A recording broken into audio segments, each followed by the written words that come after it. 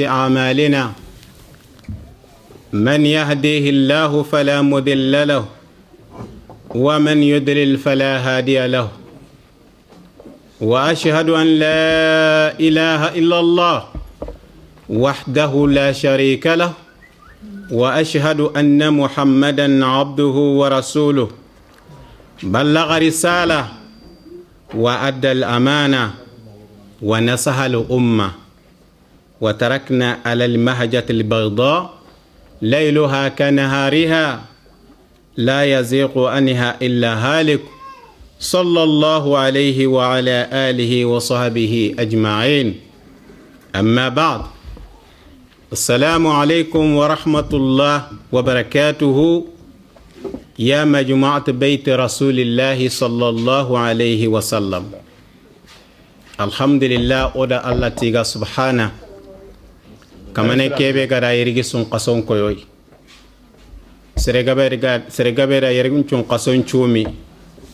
يرغي يا وبتالي نونغا إما سهانتوني سرغبه يرغي سن قصون چومي إوا حياة البرزخ النغونغا إوا سقا قبر النغوندي كان قاني بريه تناي بريه بغاني البرزخ مكان بين الدنيا والآخرة دينغيرا كيبي غا دونا دو الآخرة دو مناخ أنغا كراباني أندغا بريه تنادي النبي صلى الله عليه وسلم أتي سرين كاللم بالله إما أنقبرا إما روضة من رياض الجنة وإما هفر من هفر النار سرين كاللم بالله أنقبرا كيفينو في اللاني سريبه بري اللهم باتنيدي نانكرا كينيدي أنقبرا نينا الجنة ورا الله كينيا الله غنور جغانا كينا سريبه كرا كافر غندو في الله كابندو بديا نيدي ati ken qabrani mben kummenye Allah ga notangana kembere ngo kunyindenga kata fofo gadi tanguti kanu nganalli ke muhadarai alhamdulillah khairin nakiyadi allin te ke angala tangunta suutu baraje nyanche henanda junubu ngayam penamma kembere nga kedaga sheikh nda khibaren chuko na dukutandi kedaga ngana mulla na kedaga ngari mangana ille kedaga ngalla khadi majmu'at ahli bayt rasulillah sallallahu alaihi wasallam fofanta ko ngeni kedaga kama qala allah qala rasulullah gaja te digamenta ko ngeni yere nanti kuni khanya ga ko nye jafuna ko nye nanya gaja tanga kiyemuma la bare hada mare me finu di angana killengara yigonu dangane ta idanginia kenta kedaga kamma shartu nyana dai abattenga foto ntarni kedaga kamma oku yindendo ma mandenga kata khasatan khere kata daga ke dunkono yugondo ya garo leminondo qirse bi juhudihim tidru qoton taunga ti alla dinanga silama gon dinani alla dinani illa dali بعد أعوذ بالله من الشيطان الرجيم بسم الله الرحمن الرحيم إذا جاء نصر الله والفتح ورأيت الناس يدخلون في دين الله أفواجا إذن جاء الدين كيف وقالوا السلام أقول الدين الله ديناني الله سبحانه وتعالى أتي محمد أنمني anda silaminu benu ga tongonde khamunyi munyana mbane na khairin kitana bonem palle idan kembirenga ati munyi khammaka maka maga wasayenga nari ngana maka nyaaga da ngani debei aga sare anunya ga marsene maka no gondi ati kenga gatingana soronga la igaro no alla dinandi afwajan jama kembere ngati annabi da kenga nangana kenta gumancengari fasabbih bihamdi rabbik subhanallah wa bihamdihi innaki gabondi siri wastaghfiruhu innahu kana tawwaba yani astaghfirullah wa atubu ilayh النبي ويلا غارينا Allah subhanahu wa ta'ala gara nyamarena digame be gabondi kenni kay subhanallah bihamdihi astaghfirullah wa atubu ilayhi. Ibn Abbas radiyallahu anhuma sahiba nunga taagunu kota yigoyi Nabi sallallahu alayhi wa sallam ada Ibn Abbas ngari taagunu jamake no gondi surwa jamake no gondi ima d'accord ima dunge tay nanti Ibn Abbas mele mina mawqir sugane taagunu aga taagunu do mena sonun konti leminan kitti senne kenya na khirsu nyiganden dabarni walla inati leminan kitti senne khirsu nyigallemma. idan annabi garatuna anti digame ki mana khibare ke mage Umar bin Khattab radiyallahu anhu al Faruq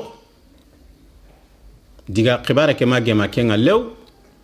Ibn Abbas mele mine gado khirsu nya tanun naga farenni tuwananye Allah imegara serebe tuindi na serebe jikundi kenga hada mare men chumugontu النبي صلى الله عليه وسلم يقول أدبني ربي وأحسن تأديبي أتي الله عندي قرندي مو أنكي جكوندي أدين جكوندي مغنشروندي النبي قال ناغوندي لمنو نغا غولي سونيانا غولي منيانتي أتاكنتدي hari gande ngana to buccine anga to lemono ligane ngana to buccine ina khagana yo ka kenni ganne sasa fakke ngadi igande ntaka khagene mbala ko khara lemo khage enke oni sampio no nyai edan kembere nga nabi sallallahu alaihi wasallam amma igande khagabara gajagan ko nati na jira nde na jira sanu kan kanun tabana النبي صلى الله عليه وسلم yigode ma ko ngara lemine yigode ma ko ngara ati wuro ku gara ga dimmo yigono bugude ati legano ano ngani ati kulla legene sugano ano ngani gana sugu khen konya na Allah gana sugelli ngoy ma ati wuro ken kada gana wuro ke kada gana nonga nabi sallallahu alaihi wasallam aga girina gani nokunga kenda nyado lemunu beno ga dome inyina gani dome gara masala nke kada iga girina gani nokunga kat dimunga katinga tinto hakatimbe adaga tago gide go kamatina fonne terenga kata dimunga jopene ti gondaraga khenke mai larkara beta enga kinyene kiengara tonda gariya gonguni ati dimun chanke halle idan Allah ma kanu aganya na kenga kwa bari annabi nyimme gelabu cinne Allah subhanahu wa ta'ala ananna ganiniya kudo akhore empalle andati qala Allah soronna magati anke nyantini qala Allah daru anyi kundu Allah da annabi nyiman cutanga bakka ken qala ta'ala alladali atamuruna an-nasa bil birr wa tansawuna anfusakum afala ta'khilun khakuna soronya marniti Allah mbattenye Allah kanne khaymina mungudua kanta hakale kitana edan kembrenga o kunyindenga kata ahla bayti dunkonunga be juhudihim igra duru khote be dabar ke golledi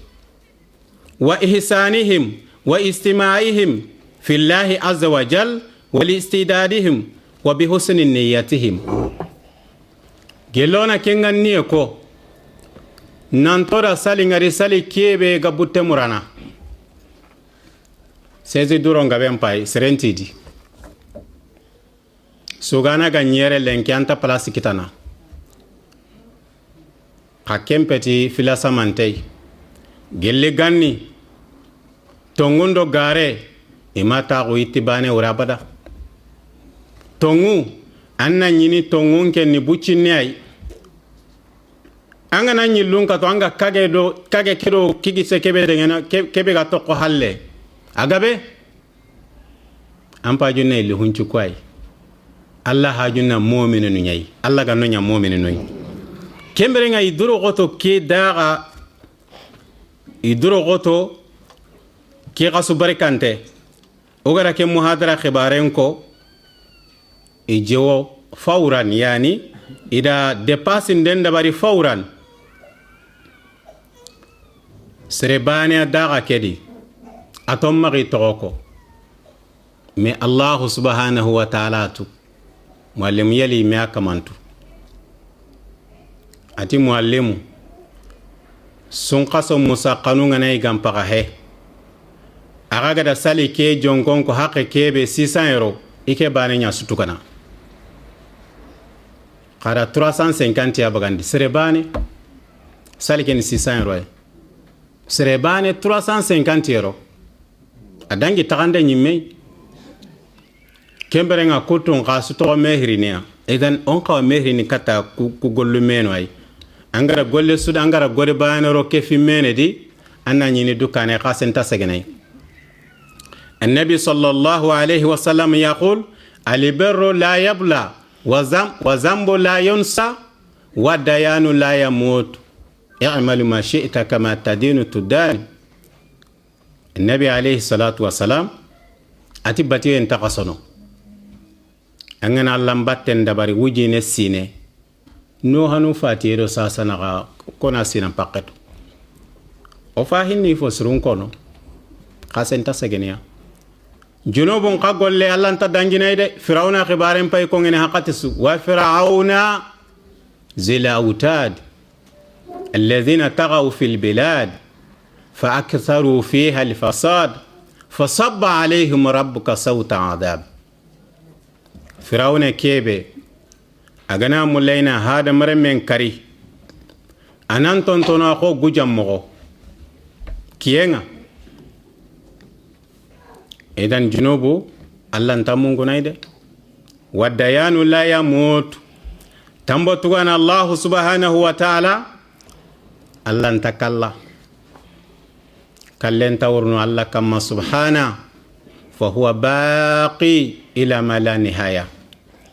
Allah ni barabara birana nga bire kebe khempagantay idan kemberenga surobenu ga duro goto ke khibare nyanyenga جلونا خباري كي كوارو ساسنا عنده أستاذ الفاضل شيخ الكبير أبو موسى حميد ساغو ترين دندو سوغا نيانا داغا كي كما أستاذ كان جابني أني جابني تفينو في الله إن دنتو أغفر لا النبي صلى الله عليه وسلم يقول تركت فيكم أمرين ندافينو في اللي تغا خمغا walla nga finu fil toqa gamaga khanta sankunu na kumpinu fil tigitinten toqa gamaga kitabullah qur'ana wa sunnati ado fare hadisu angara trindi ndesu kinai ani jabum baka ku fil yadi anta mirene de na mire tan na jabi kempeti de ana trindi nuku jabum baka min kitabillahi ta'ala wa sunnati rasulih sallallahu alayhi wa sallam الذين خرجوا المال لهذه المحاضرات المباركة سربنو كرن نابورين باغاندي كي محاضرة باركانتي بي اوغا برانغا ساسا كي قاسو باركانتي دي كي دينغرا باركانتي والله نياغن سبحانه وتعالى اللهم بارك في أموالهم وبارك في أرزاقهم وبارك في أولادهم وبارك في أعمارهم النبي صلى الله عليه وسلم يقول من لا يشكر الناس لا يشكر الله النبي صلى الله عليه وسلم ati serengana fo serenya serebe ganta serempo serentuna adangani har Allah gana fi serenya ndangani anta tunada kemberenga kedaga dunkonu wadwa nga fofo gari taguire walla fofo gamari lonjuru nyaga dambanta hammi qote kebe ga winando tegennaka Allah ganna hammin kusujaran lenki ki qasu qore no gondi ki dingara barakante be ga no gondi kundu sasa comme cheikh ndako malaika no Allah ma subhanahu wa ta'ala ina place nu nyamulu no dingira no kube Allah mpinga ko ngenino igana dingira ngare goga place kebe kundu sasa malaika no kuna megangunwa nanti khari oga kebe mundunu nginyan kamal nompay wona yere amundun malaika no nyando yori sasa kha hada marame ya ganta malaikan ne ngalla angada malaikan ne ngarsu kalle malaikan ne ani anta ken kan ngalla ngala gamini ngara kalle malaikan ne ngarsinambe la alla jinna ngalla ina njara naro sorondi kham malaikan ne angada malaikan ne ngarsu kalle malaikan ne alle arudo yonki kayde anke andaraja hetide arudo yonki kay battenga kembere walla nyaaga na subhanahu wa ta'ala kallenga na irino ya ganno nyene killisren kamma ona gatu agulla de gari nanti osunon to nyene lenki yoga ona finu kusagandini kata Allah subhanahu wa ta'ala la yusibana illa ma kataba Allah lana huwa maulana fofon to kitana duno dumbire kedi ganta Allah gara kebe nyo kamara kutonga ara kutongu mbanga na nya fodde panke ngana bonta nyerina dia Allah nta waq waxe nga soxu xirseñeni gati xirseñeni tuwana xoreani France ere ya sere gabe atu ada golli gabe da bari salama ko ke dinandi ona fi bane ko gara kebe da bari kenyi me bane wase o debe misidi xore wujine do kamo karagi sere allona no gondi abane ndataga sere bane atima fofo mundu debe nga kagemuta kana kilenkinia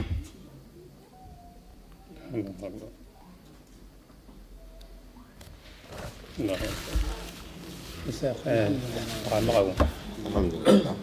agar kibir bari fi sama doba kendi kan qorat ya dar janna wa inna ilaihi raji'un arna ya dar janna ada tuga janna arna ya dar janna wala hakka to mun daga maka agidani doko mahambane kara golli gabe nya silama ko ndi bare ngalla ma de be ke mena silama ko ke force lay kundo ala hajjaje gor no do timerno ida to bana force lo silama ko ngade be kedi ido sura kunni tankini me ma alla ganya na wan nasara ga misidun kin kenya hal miside ma nyoma ala woni ga sal kabun ne ganni ko garnu wakati be oda misidun ni me gasado kuri en kan sal ni kabun ne ya hakebe to nga kundo atko nyen sal mu tarawal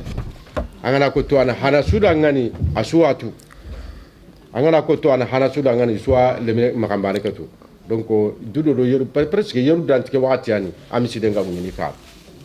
to kenya na Allah sago aga sago onati inna lillahi wa inna ilaihi raji'un shukran barakallahu Allah yo sa gene katai utagi kiya kanne ma ho mar dunati tu ho ke gaid sersu angari angwele ndagala mo sere ona munyindi saru kenya katinga babu suni du korosi saru korosi ndanu gorne ken no gondi makambane ke ari du korosi golle ken no gondi ari du koto golle no gondi ma Allah ga lenki ko na lenki jigi ko to kenya na agidani suna haba bani ay o suna wa duwa ngada ngano wa duwa mundina kay yalla Allah kana yam poda ma Allah kana danem min Allah Allah kan to da yanga kata no da ka fa kanonga shukran na dat kidan nabiya min Allah ya rabbi Allah agol ko Allah gari to ko firda wusya kenya jamona duwa kada ngani Allah sago aga sago agidani iwatini salimu taraware nambugo khanya ga banjugula شكرا بارك الله فيك الله سغا سغا وتقدم شكر أيضا لخادمين لهذه المجموعة المباركة وإلا وكون دين كيندني ودان كداغا خدمان دانو مانا كوبينو سيجنتنغا داغا كي كروسندنغا أهل بيت رسول الله صلى الله عليه وسلم waddi ganciri kongana kebe ga diga men do yure kongo hakala ento soga fahame kitanadi Usman Jawara ado oku indenga kata akhinga kande sankare ado Segne Fofana ado Sheikh Amara Sago ado Husseini Kabadou Kure agama Angola wangola sukunyi tatonga osi mandana ko nyini kebe ga fi khasonga agimarna wakati gana dangi agiro nai wakati amwalimu yeli digamu yugo norona inke mesi menantini nda koko hakati mbe nto akoy mentadi mashallah ma atogonyeni Ibrahima Sani Sago ado woko indenga kata osimandana nga kota susoba kisma kille gore aga suguban duwawu nu lonay sheikh ngara suguban duwawu go dabari kota su suguba hananga aga kellonay ado oku indenga kata ogol nyanganan ka ogol nyallemma jibrilu jara ado usaji konnate kebe hay sikki kamera ngamaga ngara ngare oku gata ko kundoga diga munu kata mikronga gol nyanganu nyanda golle ndabari idan sere su gari andan cigirani angana tingena ke dabari kundu sasa anta moyini yo kenyi ni sere su gari andan cigirani ku indenga kata sui wa alla nyaga na subhanahu wa ta'ala alla ga nobati wala ga na sun qaso ke no gondi oga sallu benu do sumu benu dabana do sadaqa no benu allah subhanahu wa ta'ala ga ni raga no dangani yaqulu allah tabaaraka wa ta'ala allah subhanahu wa ta'ala adali wa ma khalaqtu al-jinna wal insa illa liya'buduni allah subhanahu wa ta'ala atima jinna do adama tagati fofoi ganta batiye o tage manan ni mani na tagandana batu yugonuti illa liya'rifuni ganta onitu allah anta allah batangantatu yugonuti illa liyuwahiduni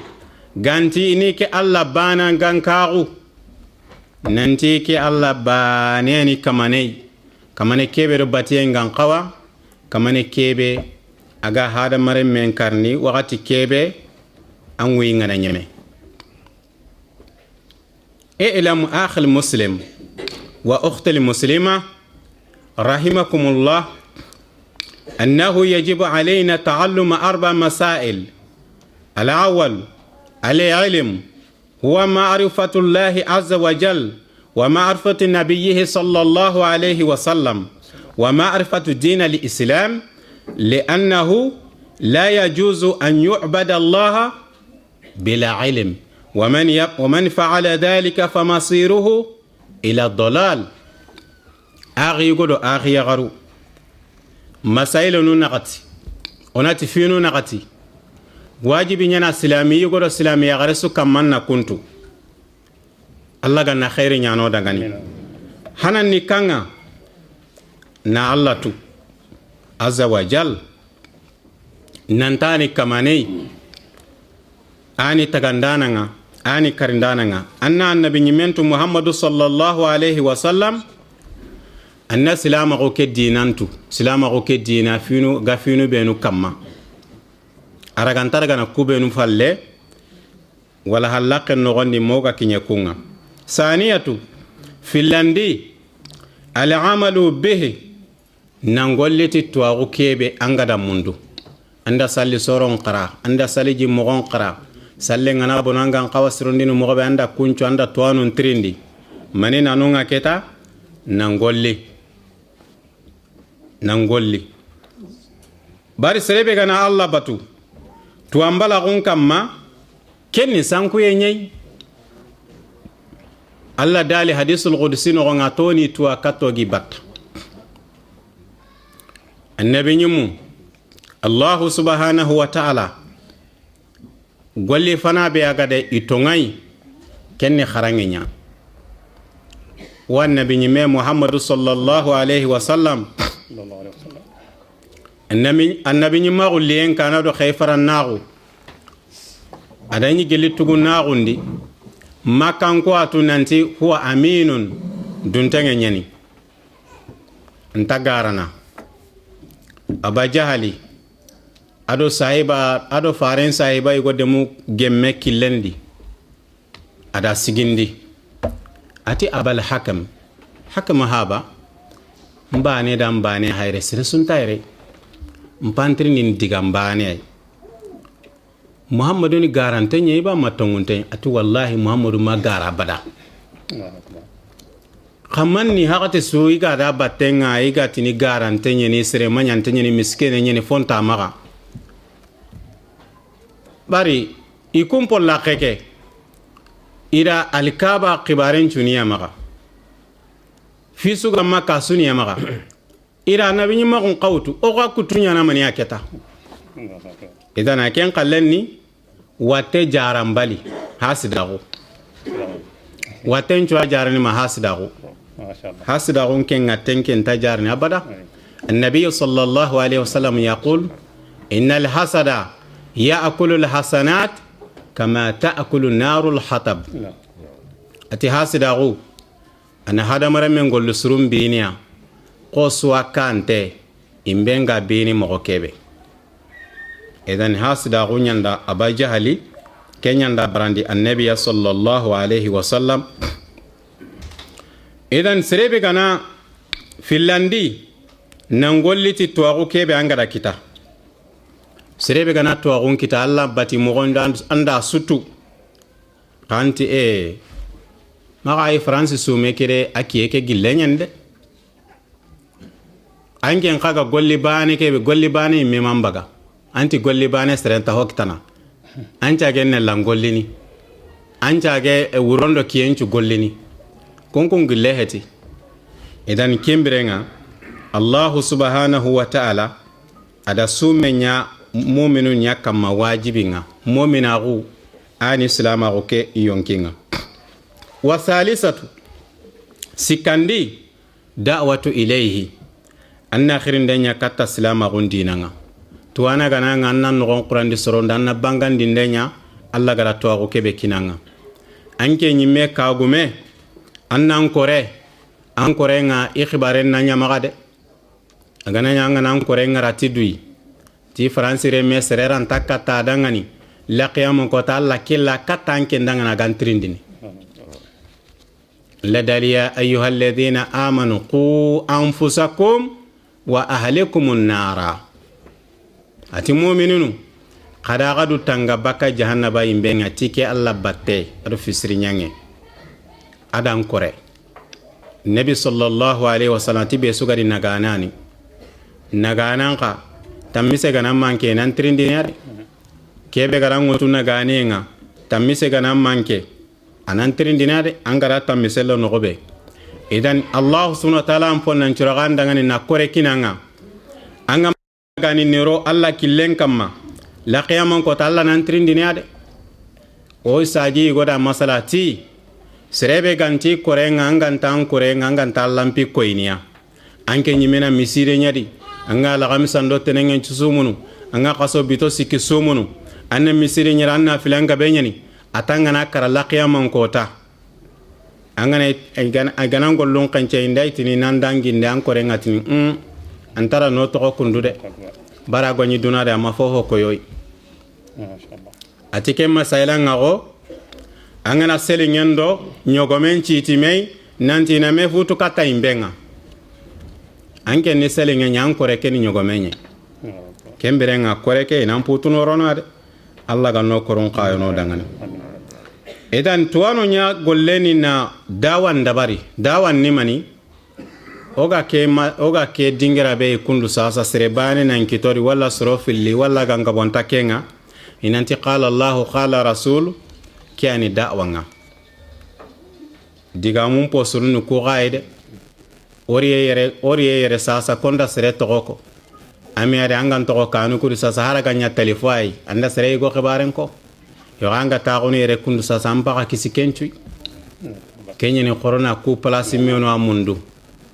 fafiru ila Allah wana ngurukata Allah Allah dali wasari'u ila maghfirati min rabbikum wa jannati arduha as-samawati wal ard uiddat lil muttaqin atonjo wana mesama kata minnai Allah yampaye Allah ga yampam magata allo nini nemandi nema bani an Allah maga aljanna angara aljanna kita antaka fofo mundu hope ka kembaka Allah ga aljanna nyano dangani taqi rabi'atu naqatandi as-sabr ala al-ada angana nya dina gumei soronga digamu beno kongo magi terenkade ampagara annabi nyuma nya khay magantalle magungutu annabi nyumu i khaybe ga togo to anu nyanda wutu annabi nyime khay fetina burey marande fe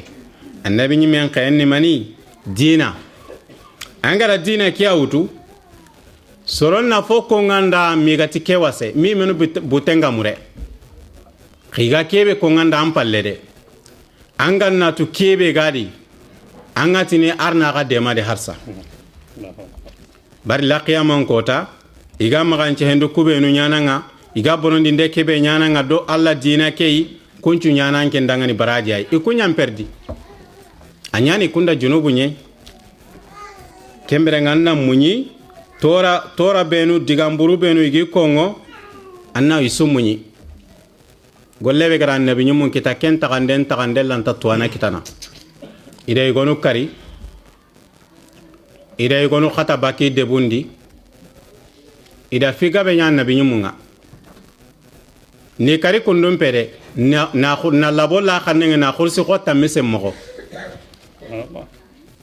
ida kesu dabari bo kembere nga annabi nyumun kay magantalle magu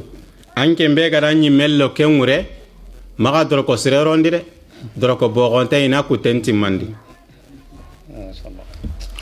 wa da'watu ilayhi maratib al-islam silama gunga finu benu kama yani ara silama gulla gantara gana fora gantara na fotoko salas sikwani al-islam wal iman wal ihsan silama gu ado limanan kagu ado fisiron tagu mogari ku banganda kada sasa arkanul islam silama gunga finu benu kama agondo manuni khamsa karagwani silama gunna finu karagya kama shahadatan la ilaha illa allah annan chere nanti kamane tanasuntadi ganta allah fa huwa daru fa huwa nafi'u allah na toranki nyana serenga ana munafanki nyana serenga Allah na hada marame nguyi ngana nyeme ana malaika nen qayni katanga sereranta serekarni ma kana li nafsin an tamuta illa bi iznillah sereranta serekarni garenya ni kenga wike haqqena Allah ma subhana annen jere nanti kamane tanasuntari ganta Allah la ilaha illa Allah huwa da'watu kullul anbiya wal mursalin annabi nyimme kesu asuriti Allah da suriti tike digambana ne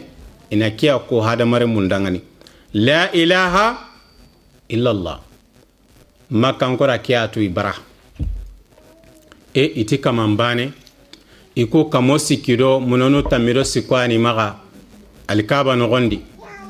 muno yugano inati Allah no ani kunga muno yugano ngani watega ngana jara muno yugano khote ngana anake mbagan kamma muno yugana lempi ngananga idi takandi kundunye ka makka muno goren to gonin hobal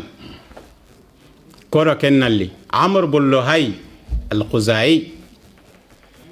makka nabillahi sulaiman do nabillahi ibrahim alayhi salatu wassalam ado nabillahi ismail yanda al-kaaba sigindi qawluhu ta'ala وإذ يرفع إبراهيم القواعد من البيت وإسماعيل فابن لمه ياندا مدما نالكابا سيغندي قيدا سيغندي تغاندي قصبات نياكم القواعد كن سوباسما قصبات نياني نونغا مسيره نياني نونغا مسيره كبي تونغني بيت المعمور اغا كامباتا نيروندينغا نبي الله ابراهيم اغا تاغون مسيره كي كارانغا اسمبنتنغاي لمنا ميسنغا بنغا اوري اغي قرانغونديني kenkite kammogo annabi sallallahu alaihi wasallam bita maga warenga agaraga kampata fana finlandi sikandi nagatandi karagandi tumundi nyerundi ada ibrahima ni taagunu ngana ga sembene misire ke ni qoron karindai lemina misenga be ngawure agi qarangundini annabi da jibril trindi ati ke go khaseni koy ati kenan papa ibrahima ati kulemuno ga ati kuni islami lemu benu ga fatini ibrahima gi kharangundini qur'anai sonun kan duange gwano ngani kin duange do sahaba ngemu lembu cinne gana fatamma inati na ro ibrahima sire khoron dandi idan ki duange asa hantanyen kem miside ani alkaba ga sikki dingira kebe ani nonyei yogado alkaba na goyi akenga kampato nyeri aga dingira kebe ado alkaba suna mejele nganye ado alkaba isuna mejon ko menye kiya kamundi malaika nungano kiya uredu nga hadamaro munga kedi kenyana Allah gadali suratu najm suratu kanchora ni gade agada wal baitil ma'mur suratu najm ngala agati wal baitil ma'mur yani baitil ma'mur Allah kunati baitil ma'muri mana ikunati misire maga kamundi kempa ka hari nginye misiru nga mafogo misire ke Allah maga kamundi kenga faka Nabi sallallahu alaihi wasallam ati tanyere wujine malaika ne lono misire ke di kota sukunga na bugo intaqarono maduna kangiri idan kemberenga misire ke alkaba sigindem palle nan duguta Ibrahim ado Ismail ida Allah nyaga Allah na khayfare bagandi makanko imenudi kenya hay farenga farenda kenya ko sallallahu alaihi wasallam ati keni Ibrahim do wujabire menyai ado nabilla Isa alaihi salatu wasalam ada nimisi wasay nyati lemmebe ikiani kunda ngiem palle makanko kanu ala millatil qalil Ibrahim inyi Ibrahim dinanya kamma imani filla kapetu makeyego gar Amar bullo hay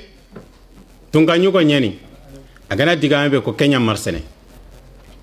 adaga siri ada soronyu no ngamunongi maga ati kuni mani ati kuni kuba kuni Allah no dulle ngana Allah ga kena dulle mbaganga watte ngana Allah ga kena watte ida munonu kusukara ni ko maga muno bane uta tonyi hobal ado Kenya li Makka serefana bena munol leti Makka tonyi Amar bullo hay qabbahahu Allah Kenya na Nabi sallallahu alaihi wasallam ati Amar bullo hay kallem palle ati dangari jahannaba no gondi nogoke nogudu foke suga jogini imbendi aga yorindi ko angana sil nyetu gikenga aga yorindi mogobe ati serefana bena makkanko dina laga na faragi maga ke yugani kembran nan chere nanti kamane tanasunta diganta Allah Muhammadu ne Allah fare nyai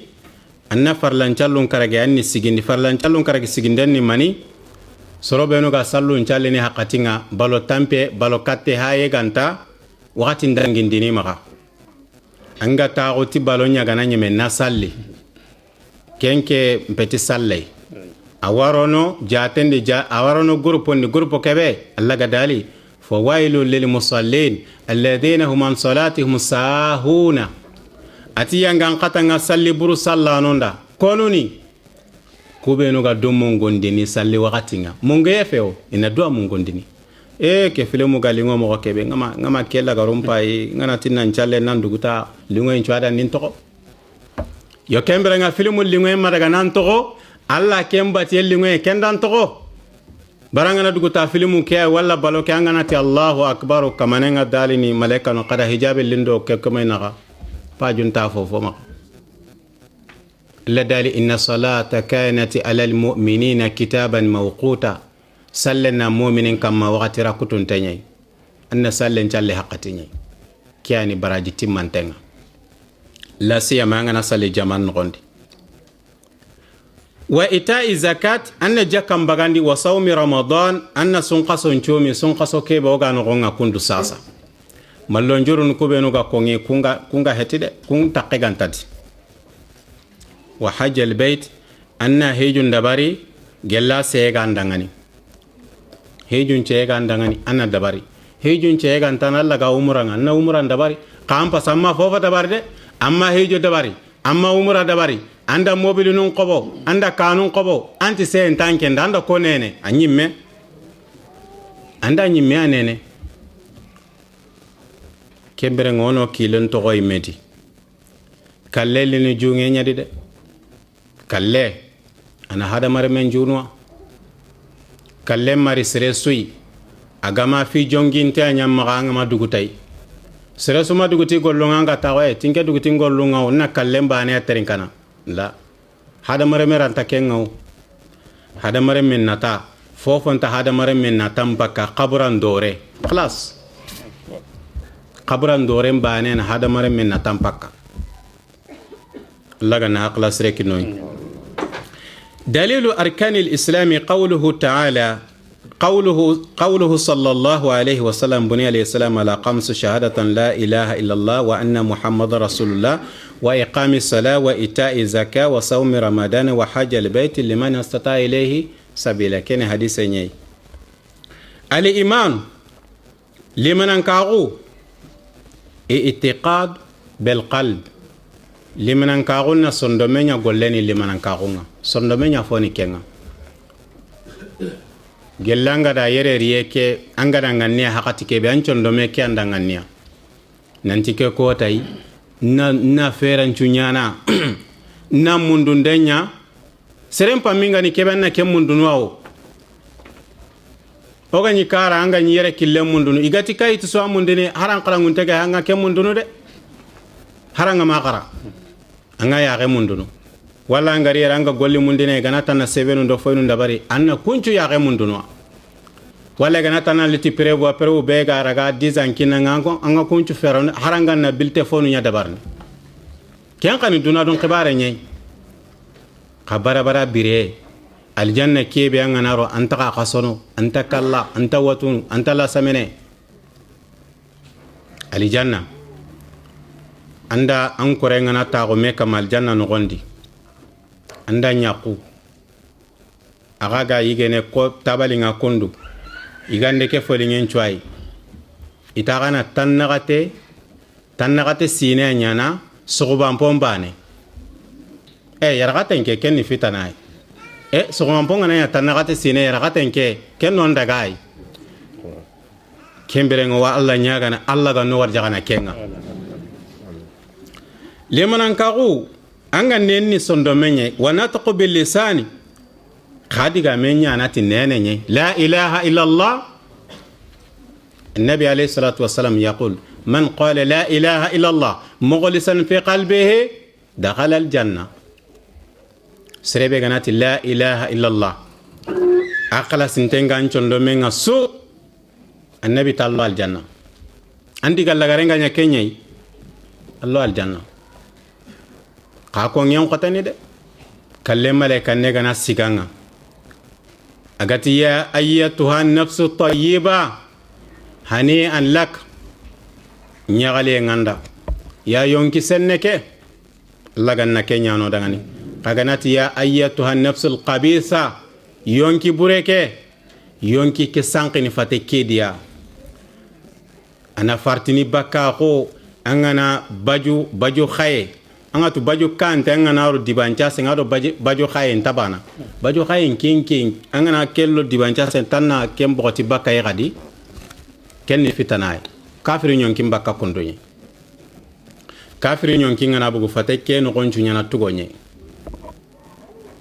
bari Allah subhanahu wa ta'ala ati kunati malaika ne kebe aga mu'mini nyon kim bagandini aga tumandini honne wan naziati kharqa والناشطات نشطا كن مؤمن يونكيني والناشطات نشطا مؤمن يونكي اندا باغا اندا كيني خورونغا انا غراننا توما اندا كيني سومبونغا انا وراننا توما اندا كيني جيجيمنغا انا وراننا توما اندا كيني خوريكي كتا يونكي كتا غانتكي كاموكري كتا يا غوكوانا يونكي كي فايندا ايرانتا تيكي مانغاني موسودي الله غنا كالنا وندينو دانغاني وعمل بالجوارح لمن كاغون غول نيانات سوفوني سوميكي هاي سوفون غول نياني دولن نالغا فتدون كالن نالغا إمان كراميسي كسو اللغنا كسو نيانا دوماني الجنة يزيد بطاعة لمن كاغون جيري نتي باتيه ني سربي غا نافله نياغا بونديني انغا صدقه باكي nga bondini anga sumen gabondini qaso bito sikki sugari qaso bito sikki sugari anga sumunu tenenga ndala gamisanu anke limanan ka nga jidinya ya ga yona din tasumunu sun qaso mamen chun qaso hari kenyi men qoti maga idan kembirenga limanan ka nga jiriniti batiyenya wana qasiniti lampuyenga wala kute قال عليه الصلاة والسلام النبي جاب كسر النعمة كما الإيمان بدع وسبعون أو بضع وستون شعبة أتي لمن كاغونا تنير دو جوني ولا تندمر جوني فأفضلها لمن كاغون بو فسانغونتنغاني كيبي غانغورغين تاسوي قول لا إله إلا الله كن لا إله إلا الله كونغني وأدناها أفضل لامبونتنغاني كيبي إما تطلع عزا عن طريق أنا فونغاري كيلندي ناوتباكا كيلندا مغا سرون جوغي إذن كن اللي منانكاغون بو أفو نينيراغان كينكوا كيبي غاوردونا الحياء ياغو شعبة من الإيمان إغاتي سرسوا ياغونو limanankaxun ñanamaxa quoi serebe dimmo agana dimmen xanne mugo gelle sellangada legen joppa limanankaxun balaxu ñana ken dabarni arkanu li imanu sitta limanankaxunga finu benu kamma tummuani hadise ñani key al imanu billah wal imanu bil malaika wal imanu bil kutub wal imanu bi rusul wal imanu bil yawm al akhir والقدر خيره وشره من الله وتي سلاما قلنا فينو مني كما كربو لمن انك قلنا فينو مني كما تمو انن تونغوندتي الله انن تونغوندتي ملائكه نونغا نانتي الله كومو خلاصنتواني لا ياكلون ولا يشربون ولا ينامون انتايغني انتامني انتاغنقني خانوينتيدي inta Allah kutana nyamar nde ko jinna do adama mogo annan to ngondi ti kunga annan to ngondi ti Allah kitabu ngal kutubu samawiya kitabu kunagati at-taurat wal injil wa zabur wal furqan yani quran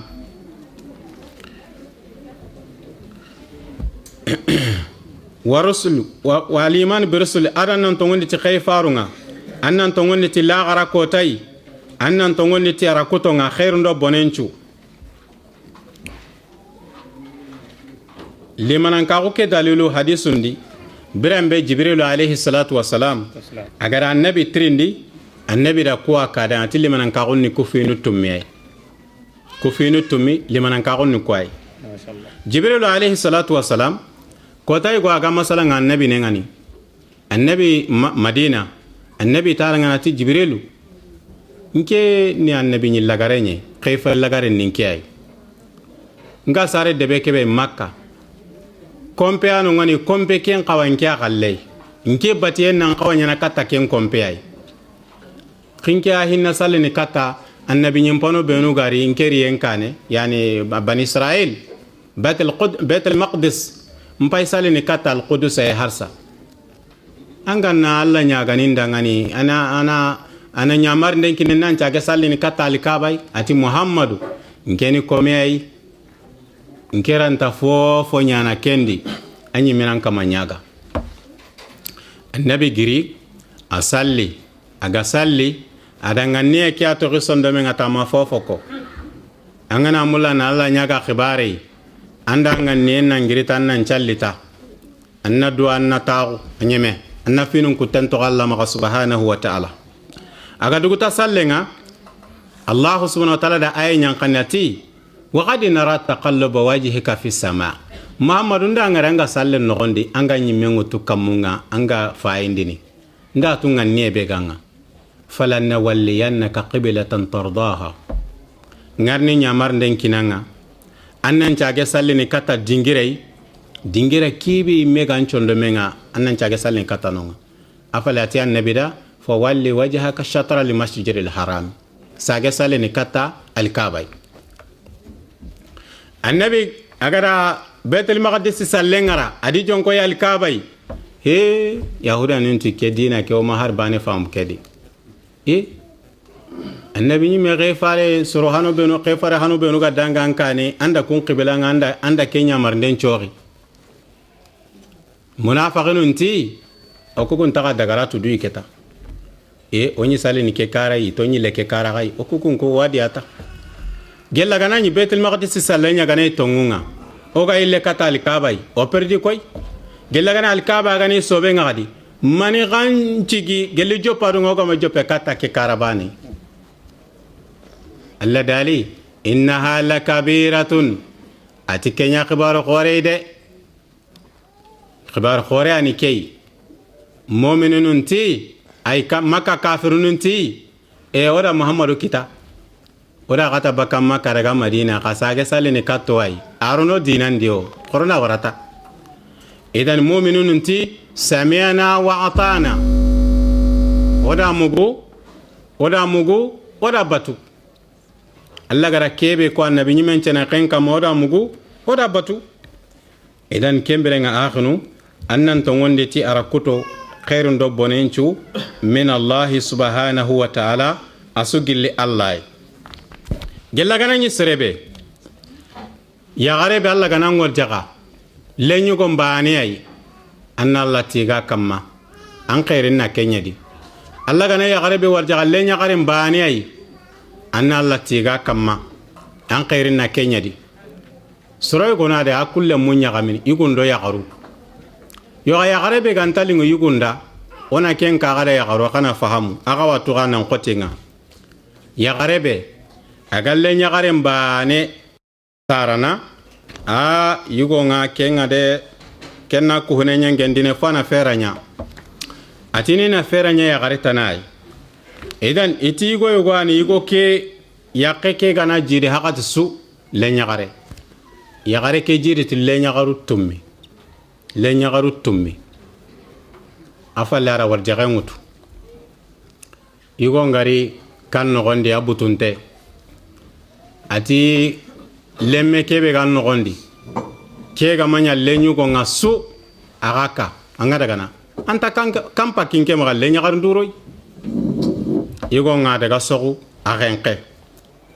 ado genko ngamei agusa kuyi ikara aga kara ana kuyi nyari de malaika nunda gollun kanje gollu matimme itida ndaga jahannaba malaika nunda gara iri follaqi hananga ida lenya garin pane lenya garin choma nyino ita garan dangi aran tarono yere adaga filande la lenya garin pillandi nyino adaga sikandi da lenya garin cikandi nyino bare aljanna follaqunni nyeruwai jahannaba follaqunni nyeruwai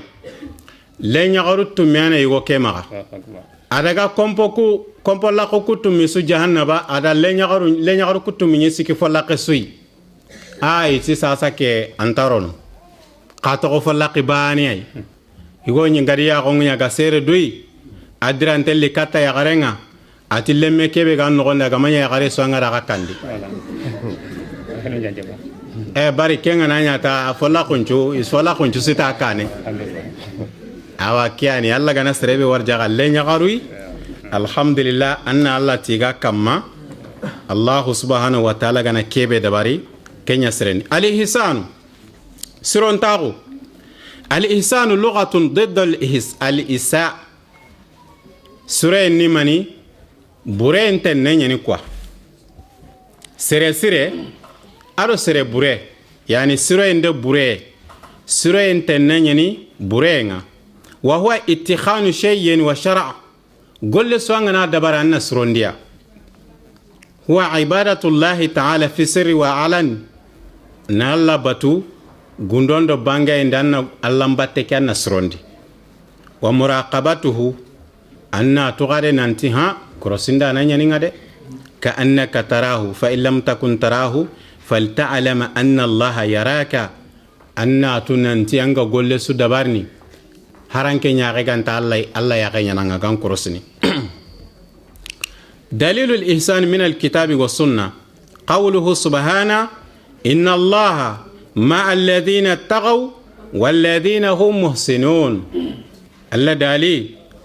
alla kappa soronya soroku benu ga kanallai ado soroku benu ga fisre ndabarni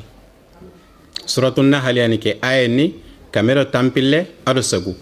wa qawluhu alla dali wa ahsinu qasro taqun dabari inna allaha yuhibbu limuhsinina alla na fisri nyanganu nyamulla awagele hadise nga jibril birambe kara nabi trindi ati annabi da akhbiruni anna al ihsan atin qibar de sron taqun nimani قال عليه الصلاة والسلام الإحسان أن تعبد الله كأنك تراه فإن لم تكن تراه فإنه يراك تن الله بتوخوا نياغنغاي جلا نياغنغاي أكينيا غنيانا كيا توني الاتقان أنكم بيغا غوليني توابو غولينغا أنا غولي كينيا تيموغونغا مغا ليرون بايدة أنا ليرون بايسو الله نانكروسنا نانتي ti kitenta kafiru do silami do konda ken kanda annama ga yoke fayde yoke mpo misanen ni mani kirda kamba sokota de son kan kanne angene ke nguta ga golliranga kakumbe no ga menazinga pour digumu pour di fayendo kentano do ketana la qiyamon ko tanni anni saga nan patro ke yad gama fofo kina angara wuto fayenyeni anna tugana tayi goga ni fayi goga ra kem masalangen ko yugo tiya serebe kaga pour di bucunu ngutuga yo anti jamudi ma ti trawore anti anke nganti jaralenki kenyam pasuke anda ya gungaringa hard pour di bucunu asuta qengadi idan kembirenga ona du korossi asigilla qiyamon kota allah subhanahu wa ta'ala akita entale ngontanyani kemberenga mawdu anga kebe imeka malenki al mawdu wala halaqe nga kebe imeka malenki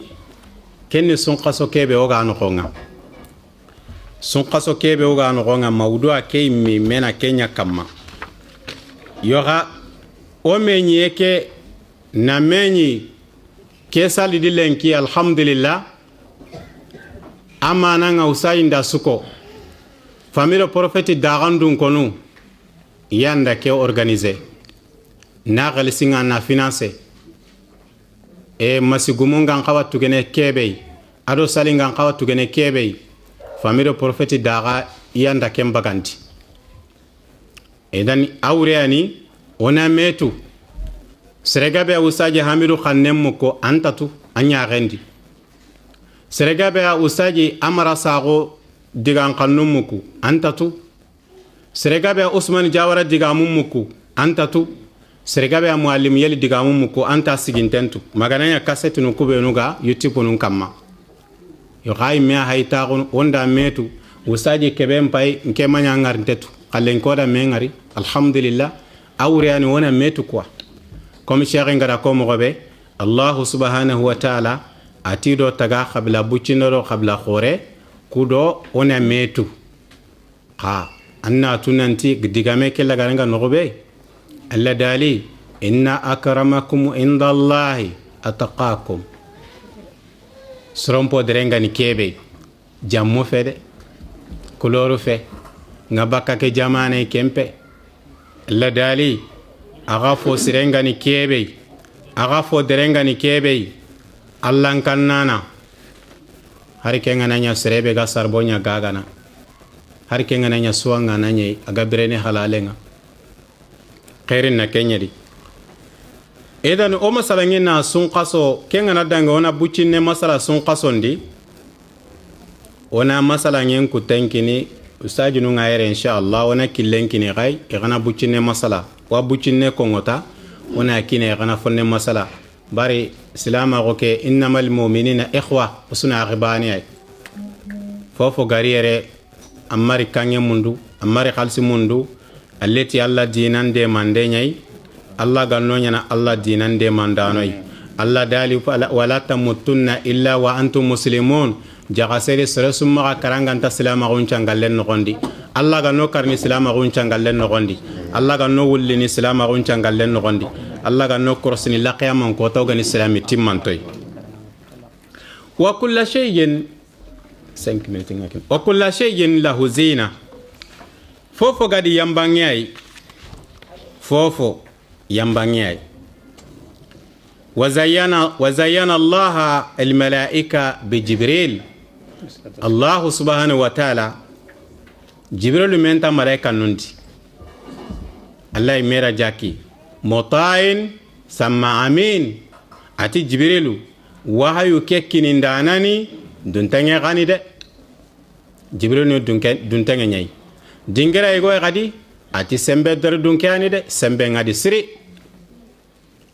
ada jibrilu nya malaika nuncu da yambam poi jibrilu alayhi salatu wassalam annabi da ngari i malaika na gunca urandi tafillo tahana agara duko ya gidin kumme ke no kunga kenne hada mare manyalli katai bara wodiga mundi woti tagafonu filiano ngani kunya lana illene na nyafota nai jinna ado malaika ne ka hada marame suika ta illena shaytane nyani allah ma hada marame tagati ille allah da hada marame doroken dangani kembirenga malaika ne la du illana na dunya hada marame antu alle mangana ngarta annata antu alle manyani walla jinna la du illana fofai ara dunya na dabanga ara dunya na fankenga fofo mega hada marame rantai agara jibrilu ngari malaika na gundi bire kebe jibrilu gari kata annabi hada maren chawrandi annabi ni daga na gidun kumme go makka anyi da sabati kenyedi aga allah batati sondomenga makka ko ga killuko beno di intali ngada kanyamar nde sumare ga allah batta mo kebe yo gaji kuncire ni filla kapana kempe